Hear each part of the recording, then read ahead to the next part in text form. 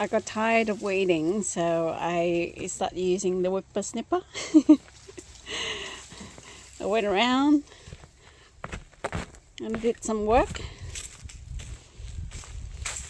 I mean, it looks a lot better than it previous, when the grass was really high. And then I discovered I got some white radish, which I think the seed dropped down from the previous plant on this patch. So I got a few white radish popping up, and then so I sort of stopped whipper snipping. And we'll go down here.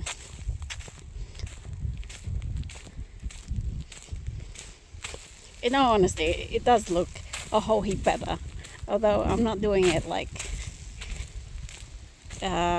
perfectly, like people who are professionals. But in here,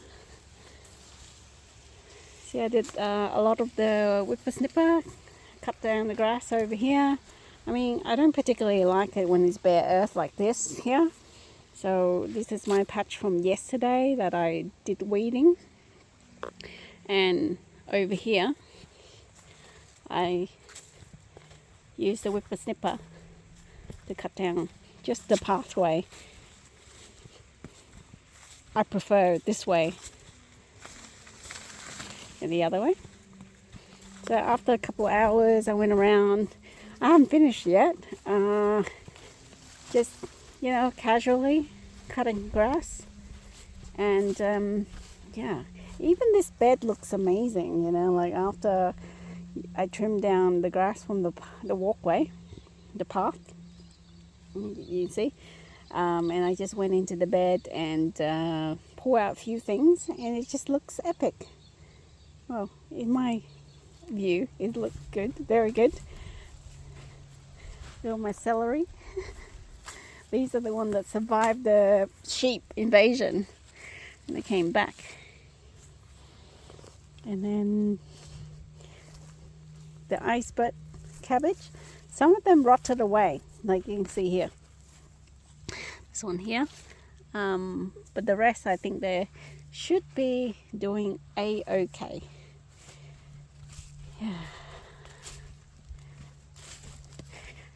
And as I approach the outside where the lemons are, I have to do some, although at this time of year, cutting down the grass is not that bad. If I leave it a little bit later, like the one I noticed on the other side, oh my goodness, there's a lot of like tall grass and lupin, and they're quite tough. And that sort of ate away the battery on the AP300 system. And I would get about 10-15 minutes out of the battery. So the ones that I'm using is a commercial grade. But yeah, I got 2 battery. And it didn't really last all that long. But for the soft grass like this one, it's perfectly fine. Look at it over here. Look rather nice. I chopped the what is this? Potato. So I was cutting the grass, and then the wires like caught into the system, and then it pulled back, and that's when it started to, I lost control a little bit. And here we have my strawberry. It's still plodding along. Okay. And down this way. I'll show you the contrast. So this is me casually doing it. Because also, I have to say, it's the end of the day and I was just doing it really quickly. There's a lot of patches and there's wires that I can't go into. Like you see there, tubing. I just don't want to get in there. The more you walk into these obstacles and the whipper snipper, it hit that the obstacle, it loses a lot more power. essentially, if I want to do it really quickly, just a clear path like these one, I just went straight. I can do like 2 times, 3 times, and it's really easy. Just like this one here. Yeah, and then we go down here. This is my last, ditch of the 1 bar battery left, and I try to do it as quickly as possible. As you can see, there's still lots. I reckon I'll finish all of this by tomorrow.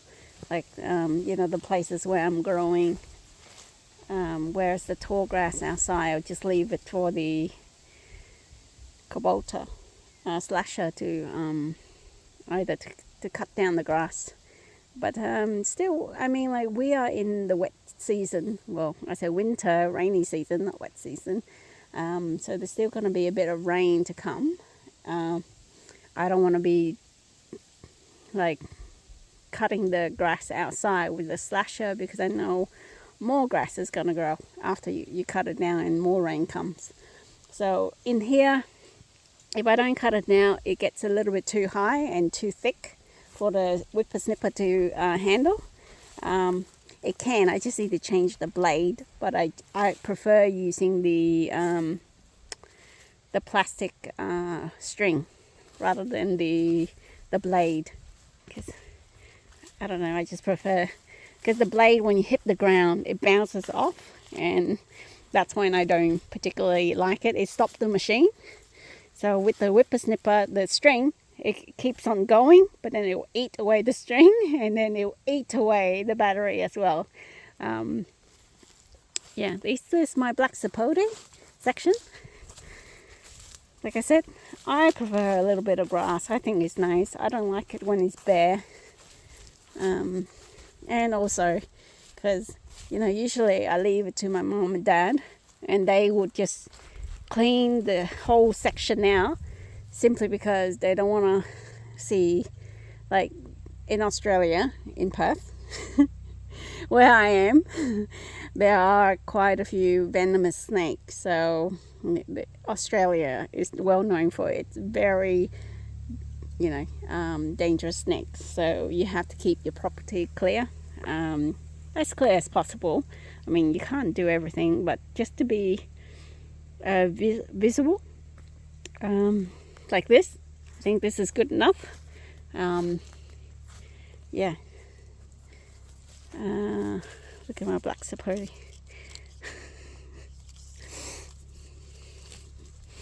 I might dig it up and give it away, actually, or try to sell it if I could save it, because I have too much and nobody wants to eat it in my house. Hardly anyone. Look at that. So pretty.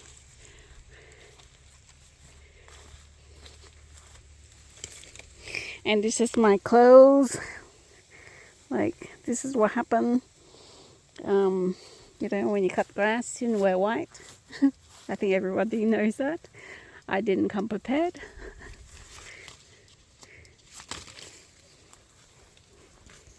I don't think I plan. I'm just a spontaneous person.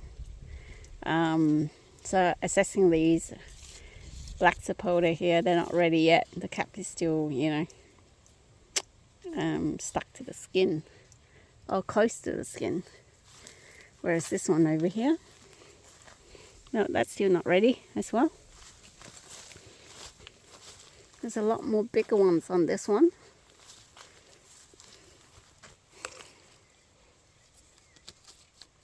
But it's not ready either.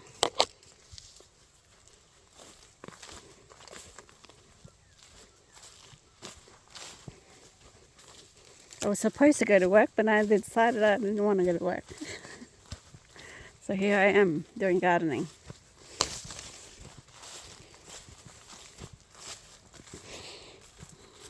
I think the tree down here, they have some big ones. Let's just look at the cap here. Yeah, potentially I think this could be okay to pick in a couple weeks. And just let it like sit and ripe and soft.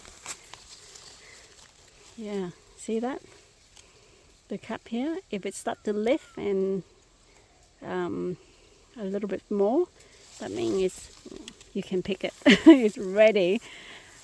Otherwise, if you leave it on a tree like this one, I think it's quite almost ready.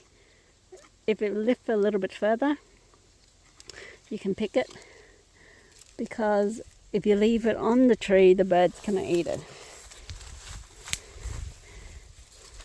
Yeah, so look at this, still lots of grass. You know, this section, it's like on my right here, your left, my right.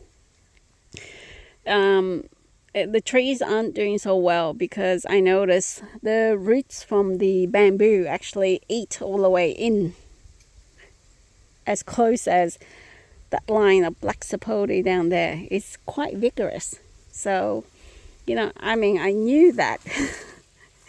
Like, I kind of anticipate that the roots gonna grow a bit long, but then, you know, we're limited on space. Like, this is the area that we started to irrigate water, so and then we started to grow bamboo and trees, and it's also a windbreak section. Yeah, so I thought of a way, maybe I'll just like cut the roots a line, dig a trench or something, and hopefully try to mitigate some of the issue.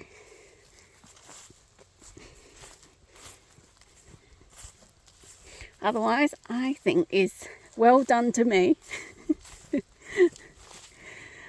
have to go home. I can't wait to go home and have a shower and have something to eat. I'll just leave you there with this mushroom. I don't think you can eat this, for sure. Take care, everyone. Bye.